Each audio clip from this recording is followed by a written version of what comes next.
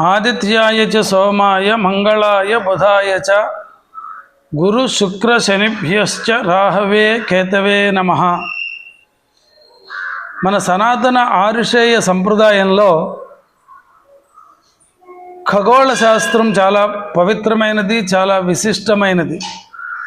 మన మహర్షులందరూ కూడా ఖగోళ శాస్త్రం మీద అనేక పరిశోధనలు చేసి గ్రహముల యొక్క సంచారములు ఇత్యాది విశేషాలన్నింటినీ కూడా జ్యోతిష్ శాస్త్ర రూపంలో నిక్షిప్తం చేసి మనందరినీ కూడా అనుగ్రహించేటువంటి అద్భుతమైన కార్యక్రమాన్ని నిర్వహించి పెట్టున్నారు.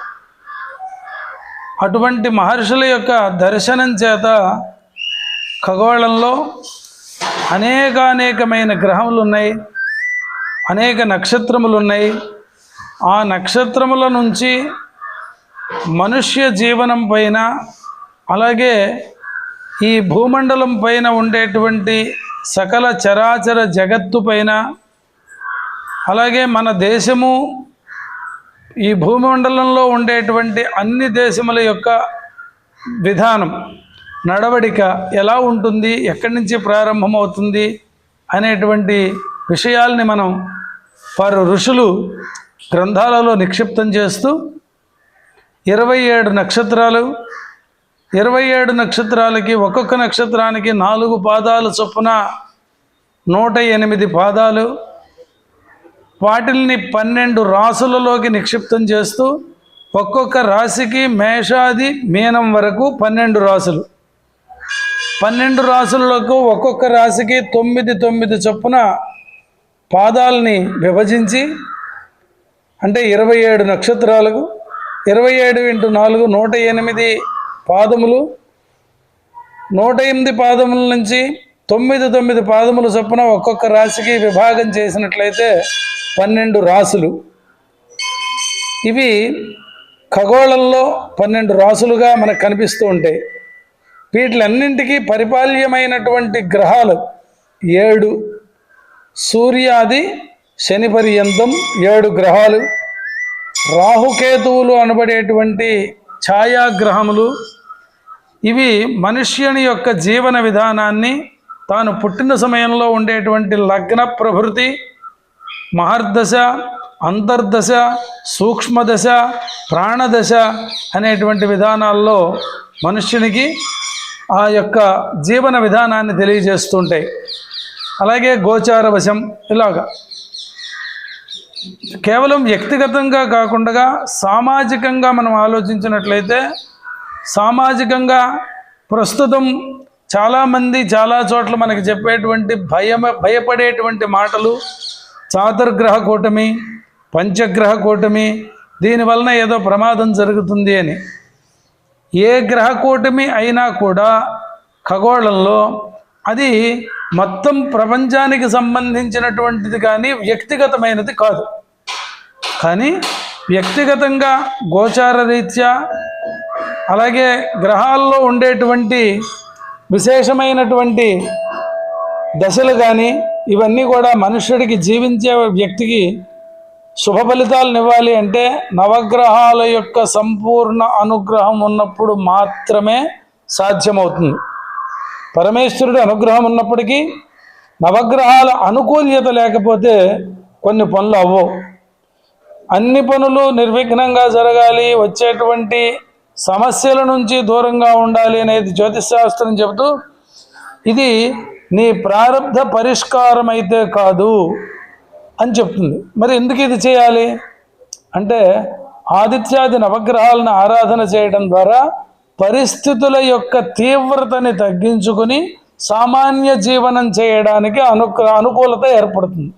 దానికోసమని నవగ్రహాలకి విశేషంగా రవి నుంచి కేతువు దాకా ఉండేటువంటి 9 గ్రహాలు, అంటే 7 గ్రహాలు 2 ఛాయాగ్రహాలు మొత్తం కలిపితే 9. ఈ 9ంటికి ఏ గ్రహానికి ఏ విషయాలతో పూజ చేయాలి అని.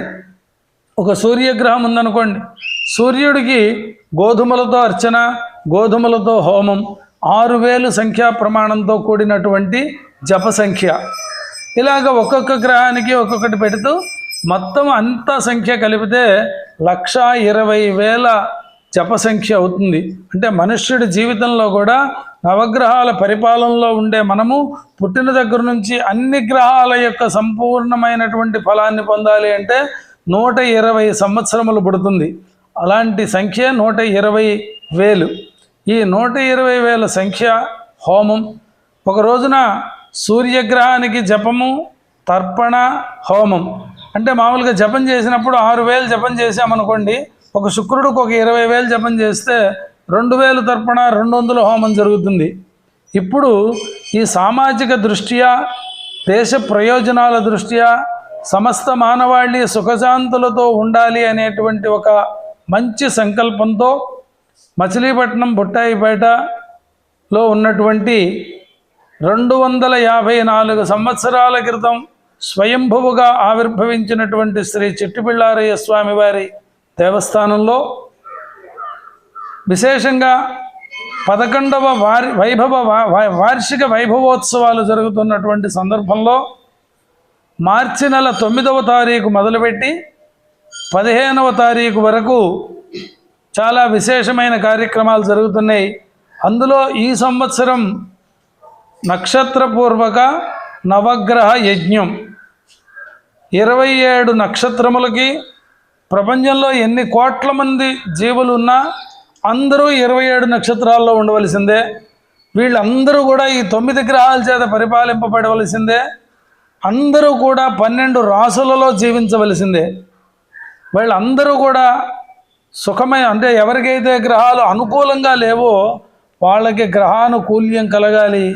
ఎవరికైతే అనుకూలమైన గ్రహములు ఉన్నాయో వారికి ఆ గ్రహములు మరింత శోభించేలాగా ఉండాలి అనేటువంటి భావనతో సంకల్పం చేయబడినటువంటి కార్యక్రమం నక్షత్రపూర్వక నవగ్రహ యజ్ఞం. 9వ తారీఖు ప్రారంభమవుతుంది. ప్రతిరోజు నక్షత్రాలు ఏ వ్యక్తిగతం, ఇక్కడ ఒకటి గుర్తుపెట్టుకోవాలి, నక్షత్రం అనేది ధర్మపత్ని సమేతస్య సాకుటుంబస్య అంటే మిగతా పూజలకు సరిపోతుంది. కానీ నవగ్రహ యజ్ఞం దగ్గరికి వచ్చేప్పటికి ఎవరి నక్షత్రం వారిదే, ఎవరి రాశి వారిదే, ఎవరి దశలు అంతర్దశలు వారివే, ఎవరికి వారికే గోచారంలో ఉండేటువంటి గ్రహాల యొక్క ప్రభావం ఉంటుంది. కనుక ప్రతి వాళ్ళు కూడా ఈ అద్భుతమైనటువంటి నవగ్రహ మహాయజ్ఞంలో పాల్గొనండి. మహాయజ్ఞంలో పాల్గొనడంతో పాటు మీ అందరికీ ఏ రోజున ఏ గ్రహంతో పూజ జరుగుతోంది, అభిషేకం జరుగుతోంది, అర్చన జరుగుతోంది, జపము, తర్పణ, హోమం జరుగుతోంది అనేదంతా కూడా ఒక కరపత్రిక రూపంలో అందరికీ అందజేస్తున్నాం ఆల్రెడీ. అలాంటి కరపత్రాన్ని తీసుకోండి. అలాగే మీరు ఇక్కడికి వచ్చినప్పుడు కూడా ఆ యొక్క గ్రహానికి సంబంధించిన మంత్రాలు మీతో పారాయణ చేయించేటువంటి కార్యక్రమం కూడా జరుగుతుంది. ఇంకా అనేక కార్యక్రమాలు ఉన్నాయి. దాన్ని మరొక వీడియోలో మీ అందరికీ కూడా తెలియజేసే ప్రయత్నం చేస్తాం. ముఖ్యంగా ప్రతి వ్యక్తికి కావలసింది ఆదిత్యాది నవగ్రహముల యొక్క అనుగ్రహం, ఆ గ్రహానుకూల్యం. కనుక అందరూ కూడా మంచి సదవకాశం. చాలా చోట్ల నవగ్రహ యజ్ఞాలు, యాగాలు, జపాలు జరుగుతాయి. కానీ ఇక్కడ ఈ సంవత్సరం మనం చేసేటువంటి దాంట్లో 1,20,000 సంఖ్య జపం, అలాగే 1,20,000 పూర్తి సంఖ్య. ఒక రవికి 6,000, చంద్రుడికి 10,000, కుజుడికి 7,000, బుధుడికి 17,000, బృహస్పతికి 16,000, శుక్రుడికి 20,000, శనైశ్చర గ్రహానికి 19,000, రాహుగ్రహానికి 18,000, కేతుగ్రహానికి 7,000. మొత్తం సంఖ్య అంతా ఆయా గ్రహానికి నిర్దేశించినటువంటి ధాన్యం ఎన్ని వేల సంఖ్య అయితే అన్ని కిలోల ధాన్యం, ఆవు నెయ్యి, హవిస్సు, ఆయా గ్రహాలకు సంబంధించినటువంటి సూర్యుడికైతే తెల్ల జిల్లేడు, అలాగే చంద్రుడికైతే మోదుగా, ఏ ఏ వృక్షాలని చెప్పారో ఆ వృక్షానికి సంబంధించినటువంటి సమిధలు హోమం. హోమం చేసేటప్పుడు గ్రహధాన్యం, ఆజ్యం, చెరువు, ఏ గ్రహానికి సంబంధించినటువంటి సమిధలతో హోమం జరుగుతుంది. ఆ హోమ ధూమం మన శరీరానికి తగలటమే ముఖ్యం. కనుక అందరూ కూడా 9వ తారీఖు నుంచి తప్పనిసరిగా ఈ కార్యక్రమంలో మీ గోత్రనామాలు నమోదు చేసుకోండి. మీ అందరూ వచ్చి పాల్గొనండి. కూర్చున్నప్పుడు ఇక్కడ ఆ నవగ్రహ స్తోత్రాలు మీతోటి పారాయణ చేయిస్తారు.